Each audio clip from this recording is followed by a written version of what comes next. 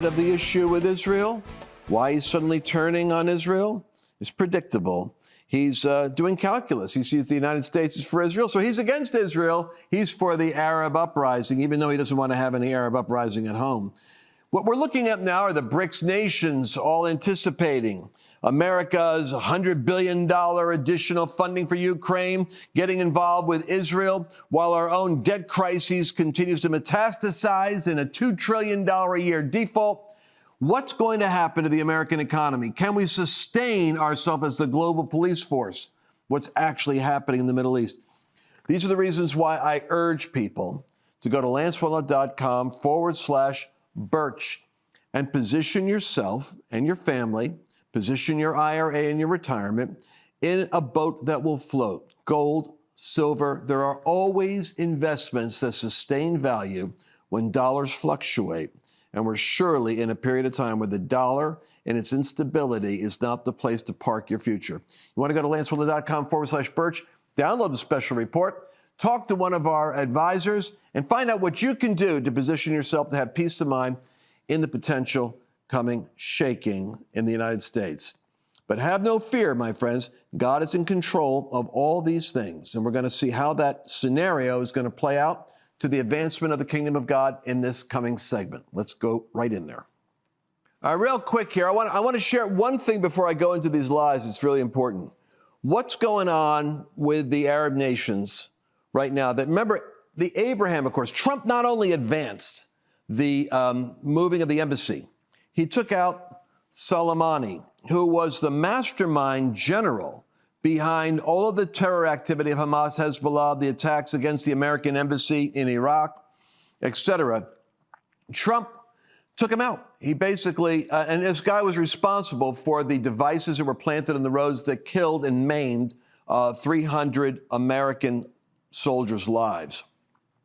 So he's clearly a bad dude, but Iran never forgave Trump and the United States for taking out their leader, their terror linchpin. And so what you're seeing is the revenge of Iran. They really want war. And we could go into the theology of the Iranian, Muslim position regarding the emergence of their Messiah, which they believe cannot emerge until the world is in a state of absolute chaos. And in the midst of the chaos, the ultimate imam, the ultimate Messiah who is called to rule the world will emerge and come up as a solution to the chaos. And this all falls into, strangely enough, end-time teaching on the central character who is the anti-Christian historic figure or the Antichrist. But without going there, right now, what you could see in Saudi Arabia was about to enter into this historic peace with Israel. Iran recognized that its influence and legitimacy in the world would be shut down if Israel continues to gain this legitimacy in the Middle East with peace accords with Bahrain and Egypt and with Saudi Arabia. So Iran had to do what it had to do in order to so create such an offense that it would be so unforgivable, so grotesque in its proportions, Israel would have no choice but to come back. Now, Hamas doesn't mind putting people in as human shields, put their artilleries in schools, hospitals, and mosques, so that when the strike back comes from Israel, they can inflame the press with Israel's shooting civilians, Israel's shooting mosques, to inflame the Arab world into uprising. And you could see how insidious this is, how demonic, really, satanically ingenious it is, because it pushes all the buttons that can go at a deeper, more primitive level of aggression and animalistic retaliation. And you're seeing the first wave of that without justification. I mean, poor Israel gets raped, beaten up, burned alive, and shot, and already you see all the pro-Palestinian people on the streets cheering. Imagine what's going to happen when Israel starts its clearing out of the Gaza tunnels of the Hamas military. What I want to say is, and this is very important, is that on the front page, you're seeing, Saudi Arabia, Egypt, these countries, Jordan, saying, warning Israel about what they're about to do. They have to do that because they have to deal with the street riots and the crazies in their own country, the extremists.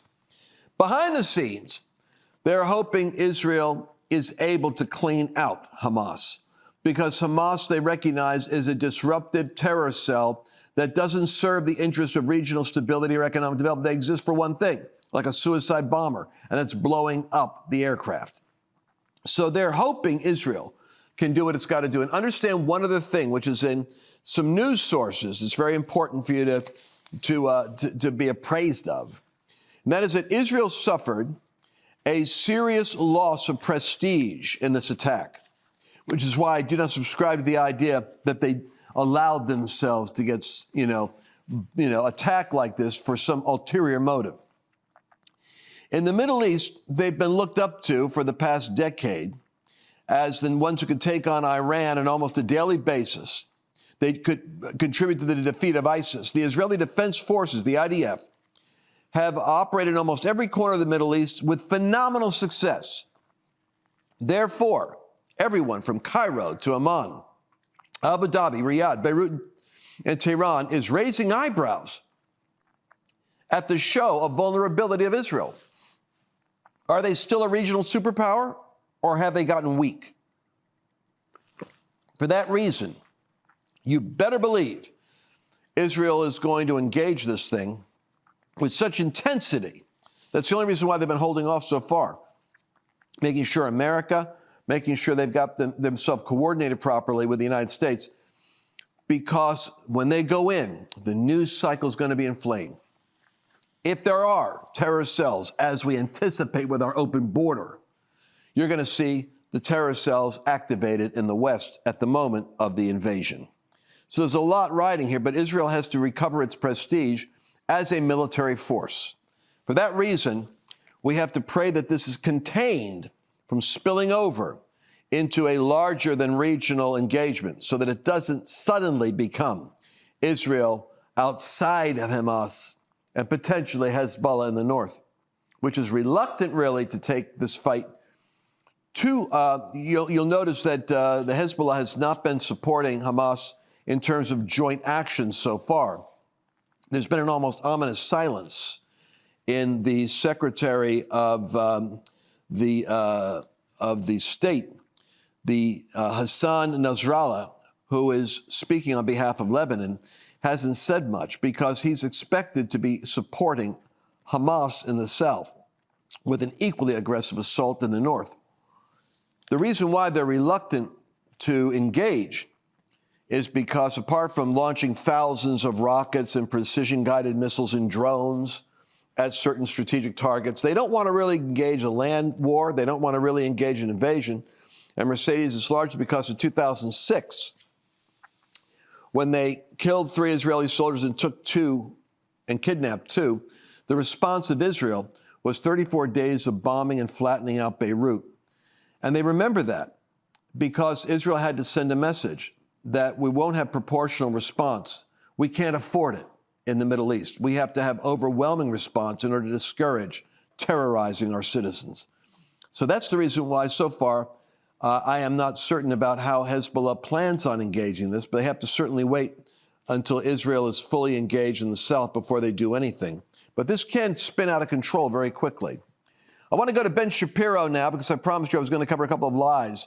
The 3 big lies the West tells itself about Israel and Hamas. Ben, go ahead and share. Myth number 1. Israel is historically Muslim territory. This is a pure and absolute lie. Israel is historically Jewish territory.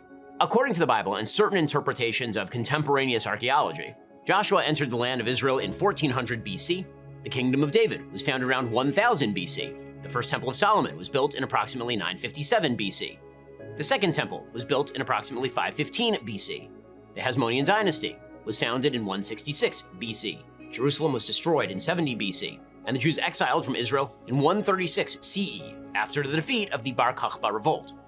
The Romans, in an attempt to shame the Jews, renamed the area Palestine as an insult after the Jews' historic enemy, the Philistines.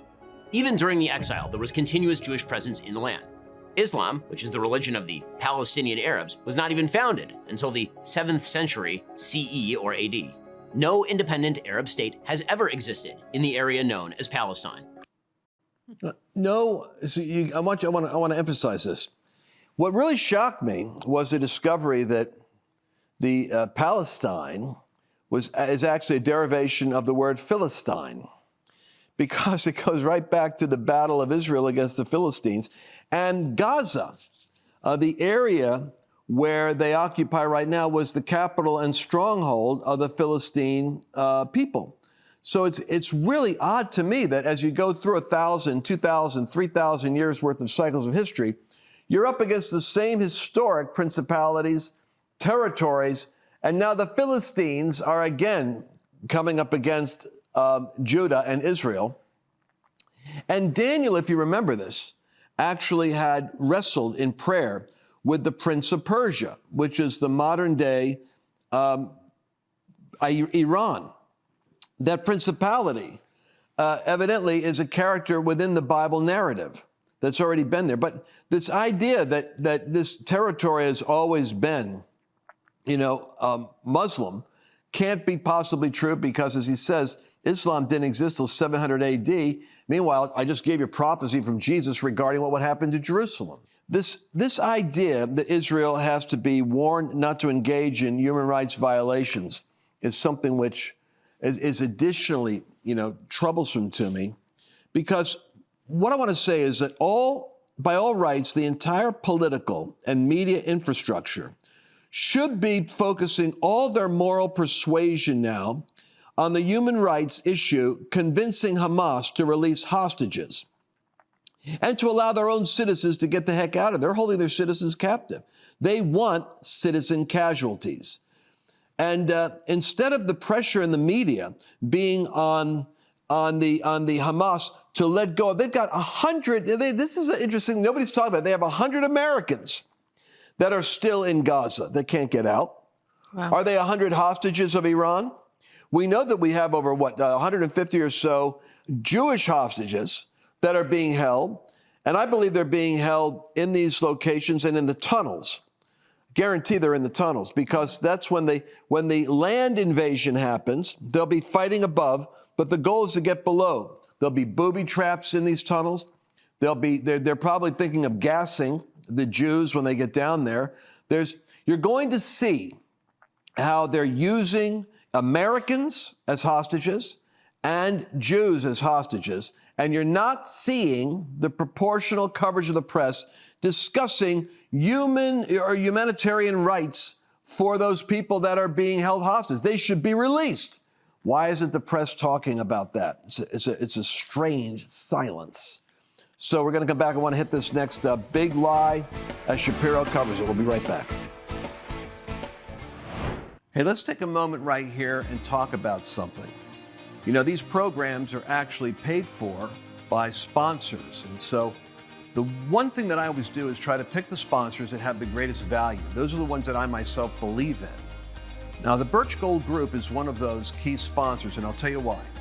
The economy is the area that I'm the most concerned about in terms of instability in the future.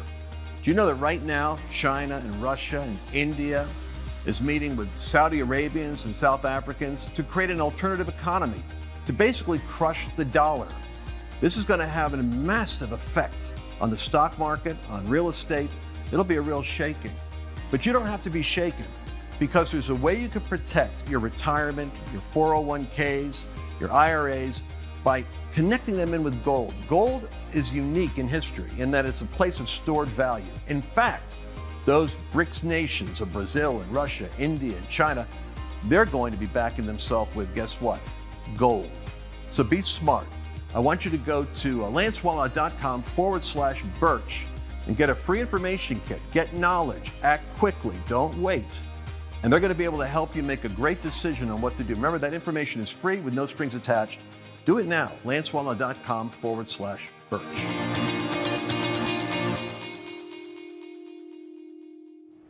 All right, here's our final segment. I can't believe time goes by so fast, but let's get right into this powerful idea that there's a solution to this problem. Obama who gave us the gift of ISIS, by the way. I mean, you guys remember ISIS? It's amazing how we were dealing with beheadings, people on the beaches getting their heads cut off, and Obama having to go trot out in front of a microphone and defend himself, saying, people say that the American military is just doing pinprick operation. The American military does not do pinpricks. They were only doing pinpricks under Obama. And ISIS was able to really reconfigure the Middle East, send millions of refugees swarming into Europe, started the refugee crises there. It's like some demon that wants to destabilize, functional civilization by forcing the borders open to assimilate anybody, whether they fit or not, within the culture of where they're going. And now Europe is dealing with the aftermath of that. But that was an Obama legacy. That was the Orange Spring and the feckless and inefficient methodology of Obama managing, which gave birth to ISIS. But what put an end to ISIS? Within 6 months, you didn't hear any more about ISIS. Why? Because Trump basically took the military and said, take them out, destroy them. That's it. They're over. And within 6 months, ISIS wasn't even a conversation. We were too busy talking about Russian collusion to talk about ISIS. Mm-hmm. But here they are again. And Mercedes, you make an interesting point. Why is it that when progressive leftists are in power? Yeah. It's lawlessness. You get just ungodly lawlessness. Thing like we're seeing right now in Israel, right? It's rape and violence that it's unimaginable to your everyday average person. But we saw it under Obama, and I'm just listening to you talk, and during the break, I was like, now here we are again. We've got Biden in office. Here we are again. And we've got, violent ISIS Muslims. 2.0. Yeah, exactly. We got ISIS again. All right, so people can argue about that. They can say under Bush we had, 9/11. But there again. We know what we know about Bush now, but I mean. Yeah, well, now we know about the industrial war complex. There are certain people that like these wars. Mm-hmm. They like to have the $100 billion allocation now, because now we can go to Ukraine and Israel. Where we really ought to be focusing on is our own border right now and Israel, not Ukraine. But let's go ahead. Let's grab what Ben has to say, because I don't want to lose this segment.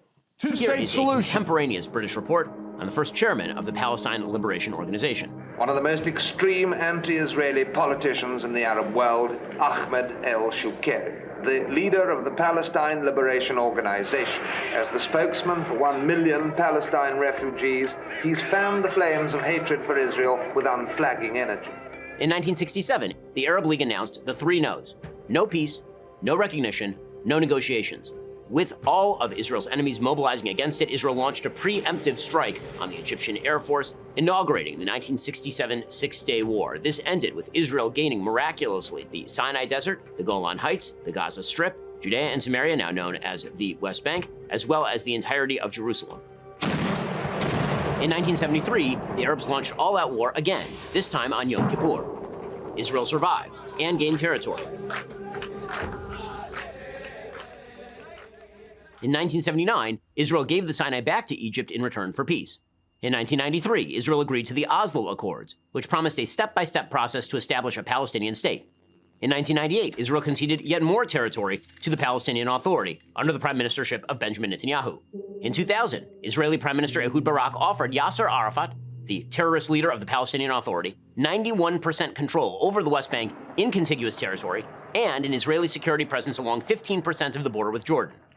Arafat walked away from the table and began the Second Intifada, a massive terror wave that ended with the death of thousands of Jews. In 2005, Israel unilaterally withdrew from the Gaza Strip. Hamas immediately took it over and began using it as a base for terrorist activity. That continues until this day. In 2008, Israeli Prime Minister Ehud Olmert offered even more than Barak in terms of territory, with some land swaps to maintain Jewish-populated areas in exchange for some Israeli territory.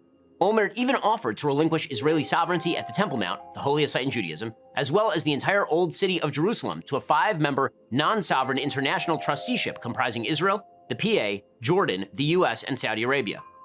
PA head Mahmoud Abbas walked away without a counteroffer. Why? I mean, you could play that again and again and again, and if you really have the facts right, you'll see Israel's saying, we'll give you land, we'll trade with you, we'll do whatever you want just for peace. Let's peacefully coexist. Mm-hmm. And what we know now is that if Hezbollah and if Hamas are funded and run by Iran, and Iran It's the head of the snake.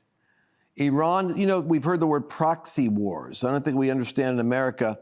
We're probably all getting a civic education we never really comprehended before. The proxy war means you have Iran at war with Israel through other agencies. So as long as Hezbollah and Hamas are funded and led by Iran, that they become, this is the reason why you never saw a resolution, you never saw peace. You can't have peace because they didn't really have the authority to negotiate peace. Iran wants Israel wiped off the map. It's a satanic, bizarre, it's like the spirit of Haman that wanted to annihilate all the Jews in Iran back in the days of Esther. You have the same spirit at work now. They just simply want to destroy the Jews. But there's a curious prophetic kind of coincidence.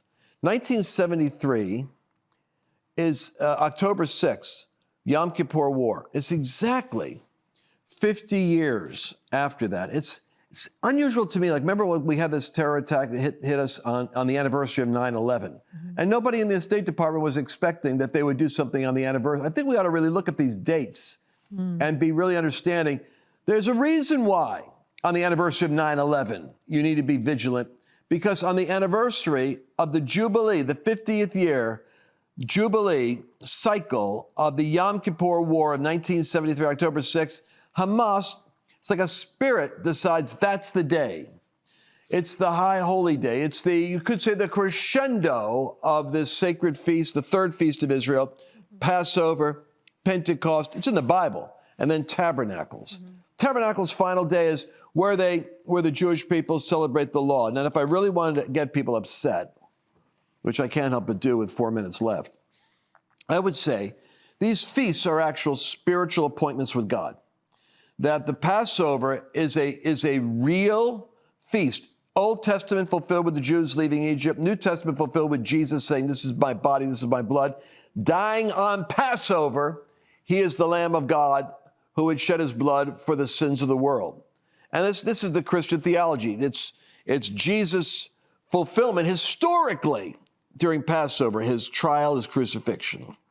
Then you have the day of Pentecost, the Feast of Pentecost following 10 days later, which is the Feast of Harvest, the feast of the first wave of harvest for Israel after Passover.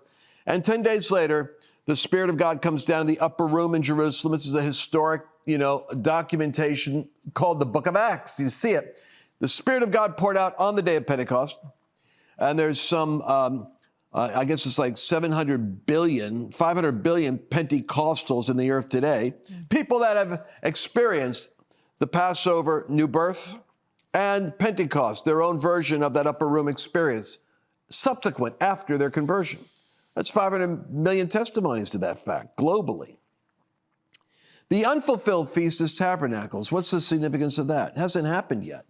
In the Old Testament, it was the feast of the harvest when you have the September, October time, when you have the end of the year, but this is the time of the bounty harvest. That harvest is going to sustain you through the winter. The harvest, Jesus said this, the harvest is the end of the world. Interesting statement. Meaning the Tabernacles is the feast that corresponds with the final harvest of souls and nations coming in the sweep of the gospel. The third great unfulfilled feast is about to be fulfilled, and it's an end-time feast when nations and people come in. Strikes me as interesting that it was on that feast, the last day, that Hamas strikes, because I believe that in a spiritual sense, it is hell's way of trying to disrupt the final feast of the ingathering of a harvest, or the gospel going forth to the ends of the world. Jesus did say this, the one sign of the end wouldn't be Israel. It wouldn't even be the Antichrist. For those of you that are Christians out there, what is the one sign of the end? Jesus said, in the sign of the end, this gospel of the kingdom shall be preached in all the world, and then shall the end come. I believe that it's Satan's desire to disrupt God's plan or timing for harvest and embroil the world in war, so that you have a period of wars, rumors of wars, cycles of wars and conflicts that accelerate, disrupting the ability of this harvest to happen. And I will equally say that I believe that the great crisis of Christianity right now in the West is whether this great nation, the United States, the only one standing with Israel right now, the only one standing on the wings of Israel, this times of the Gentiles coming to an end suggests to me the period of the decline of the United States is the great Gentile superpower whose economic and military capacity can project itself as a restraining force to global anarchy. When Trump was there, you saw him restraining Putin. You saw him restraining China. You saw him restraining Iran. You saw him bringing about the Abraham Accords. You saw him striking Soleimani. You have an unusual character in history, which for me explains why any unregenerate mind hates him, because he somehow he was a restraining force on anarchy. If Trump is enabled to come back into office, I believe it'll be America's last hour where it will occupy a restraining force to the pent-up energies of global anarchy and meltdown. And I think that the 48 months that represent Trump's administration, should he be in office, is going to be the time of the most intense harvest activity that Americans are going to freely be able to participate in globally. Because following that, unless America has a pivot in a new direction, its economic and military sufficiency is going to be sorely crippled, and it could happen sooner, depending on our response. Go to lancewallnau.com/podcast. We do this every day, and I don't want you to miss any of it. God bless you. Did you enjoy this latest episode? Please remember to share it with your friends, because the more knowledge you have, the better equipped you are to navigate the world.